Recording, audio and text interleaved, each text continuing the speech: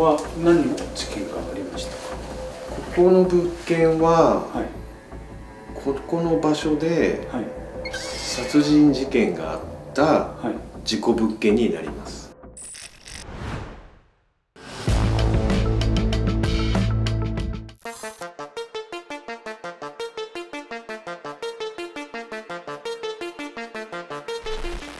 5년 전 살인 사건이 났던 집입니다. 이 바닥에도 핏자국이 그대로 남아 있고 벽에도 핏자국들이 남아 있어서 당시 얼마나 참혹했는지를 보여주는데요. 이런 집들은 사려는 사람이 없기 때문에 부동산으로서의 가치는 현저히 떨어질 수밖에 없습니다. 5년 전 사건을 검색해보니 작게 기사들이 있었습니다. 형 집에서 살던 친동생이 집에서 형을 죽인 사건이었고, 당시 형수는 부상을 입었지만 가까스로 도망쳤다고 하고요. 동생은 형을 살해한 뒤 스스로 목숨을 끊었던 사건입니다. 이런 집 쉽게 팔리지 않겠죠? 일본에서는 이처럼 죽음과 관련된 어떤 사연이 있는 집을 사건 부동산이라고 부릅니다.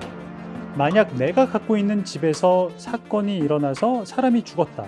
자살이건 살인사건이건 고독사이건 간에 주변에 소문나면 팔기가 아무래도 좀 어려워질 수밖에 없을 겁니다. 일본에서도 마찬가지라서 아예 부동산들, 그러니까 중개업자 단계에서 입구 컷 하는 경우가 대부분이라고 합니다. 그럴 때 나서는 곳이 바로 사건 물건 전문 부동산들입니다.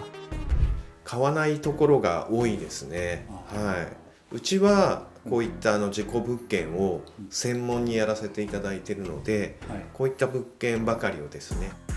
오쿠마 씨는 20년 넘게 부동산을 해온 베테랑이지만 대략 10년 전부터는 사건 물건만 취급하는 중이라고 합니다. 현재도 대략 30여 채 매매를 준비 중이라고 하는데요. 집주인들보다는 오히려 일반적인 다른 부동산 업자들이 주요 고객이 된다고 합니다. 자기가 못 파는 물건이 있으면 이쪽으로 의뢰하는 거죠. 일종의 해결사?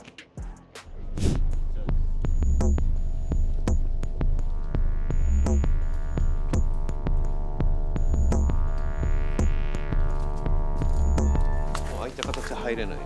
ああ、そうですね。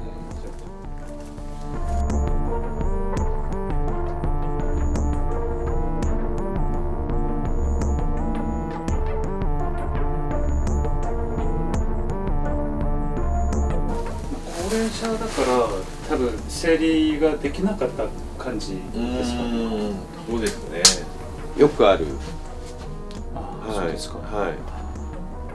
もうひどいともう本当にゴミ屋敷とか。 3년 전 이 집에선 독거 노인이 숨진 채 발견됐습니다. 반쯤 미라가 된 상태였다고 합니다. 고인의 죽음은 반년 동안 방치됐었다고 하는데요. 숨진 부엌에는 아직도 시신이 부패하면서 흐른 체액이 굳은 채 그대로입니다. ご家族はここ誰もいないんですよ。はい。もう最後の奥様亡くなって、ご主人様がお一人で住んでらっしゃって、それもあって発見も遅かったっていう形ですね。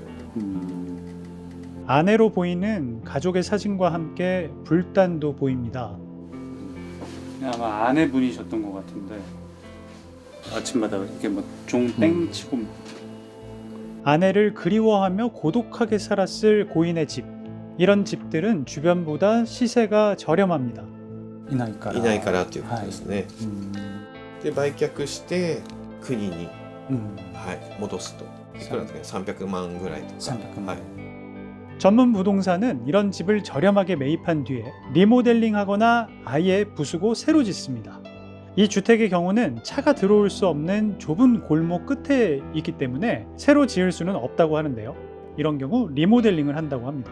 부동산 얘기로는 300만 엔 정도를 들여 리모델링해서 대략 800만 엔 정도에 팔 계획이라고 하는데요. 이렇게 팔아도 주변보다는 뭐 20에서 30% 정도 싼 가격이니까 살 사람이 나오지 않을까 이렇게 얘기를 하더라고요.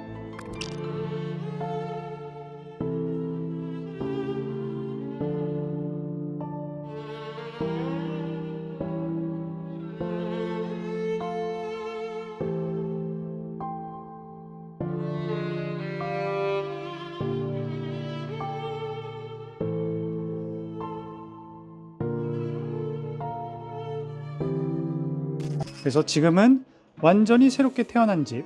리모델링을 마치고 꾸며두니까 예전과는 상당히 달라진 모습인데요. 이 집은 단독주택이 아닌 맨션인데다 도쿄에서 가까운 곳에 자리 잡고 있어서 가격이 좀 나갑니다. 부동산 업자들이 보는 사이트에 일단 매물로 올라왔는데 대략 우리 돈으로 2억 9천만 원 정도 되고요. 그런데 이것도 주변 시세에 비하면 10% 정도는 저렴한 가격이라고 합니다. 집에 사정이 있으니까 자세한 것은 연락달라는 말도 써 있습니다. 일본도 우리나라와 마찬가지로 사건이 났었던 집이라는 걸 알리지 않고 매매할 경우에는 법 위반이 됩니다.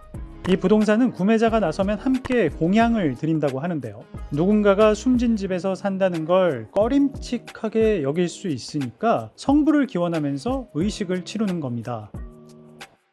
前にあった不幸をきれいに供養をして新しい人生をスタートするというお気持ちになっていただくっていうことが多いかと思います。 작년에 일본 정부 차원에서 처음으로 고독사에 대한 통계를 집계해 봤습니다. 그랬더니 사후 8일이 지나서 발견된 경우가 2만 2천 명에 달했고, 범위를 좀 더 확대해서 사후 나흘이 지나서 발견됐던 경우, 여기까지 합하면은 3만 2천 명에 달했습니다. 여기에 매년 자살하는 숫자도 사실 2만 명이 넘는데, 우리나라는 고독사만 따졌을 때 2023년도 기준으로 3,600여 명 수준이기 때문에 아직 일본에 비해서 많지는 않지만 인구 대비로 봤을 때 우리나라는 자살하는 숫자는 굉장히 크기도 합니다. 그렇기 때문에 이런 고독사, 자살, 이로 인한 문제, 아직 일본에 비해서 숫자가 적다라는 데서 안도감을 느끼기보다는 이게 부동산의 문제라고 할지라도 지금부터 대비할 필요가 있어 보입니다. 일본도 충분히 좋은 본보기의 사례가 될 수도 있고요. 이상 도쿄 25시였습니다.